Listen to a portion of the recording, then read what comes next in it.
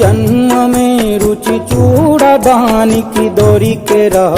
Hi అండి, అందరు ఎలా ఉన్నారు? మన సిద్దిపేట వంటలకి అయితే స్వాగతం అండి. సో మనము పచ్చళ్ళ బిజినెస్ స్టార్ట్ చేసిన విషయం అయితే మీ అందరికి తెలిసిందే.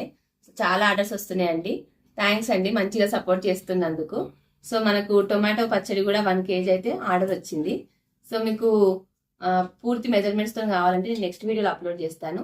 ప్రజెంట్ అయితే మనం తయారు చేసే విధానం అనేది ఎలా అనేది ఫస్ట్ అయితే టమాటాలు తీసుకొని 2 times అయితే నీట్ గా వాష్ చేసుకోవాలండి.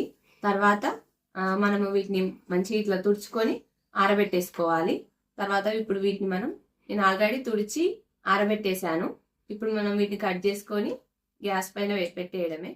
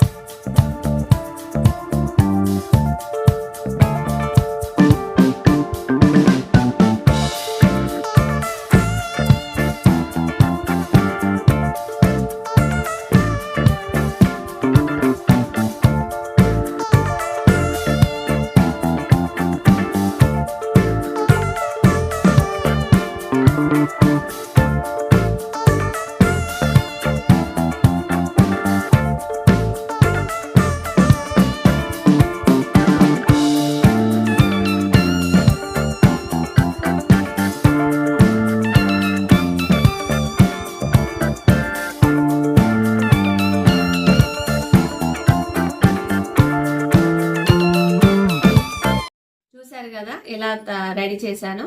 సో ఇప్పుడు మనము పోపు అయితే పూర్తిగా చల్లారిందండి.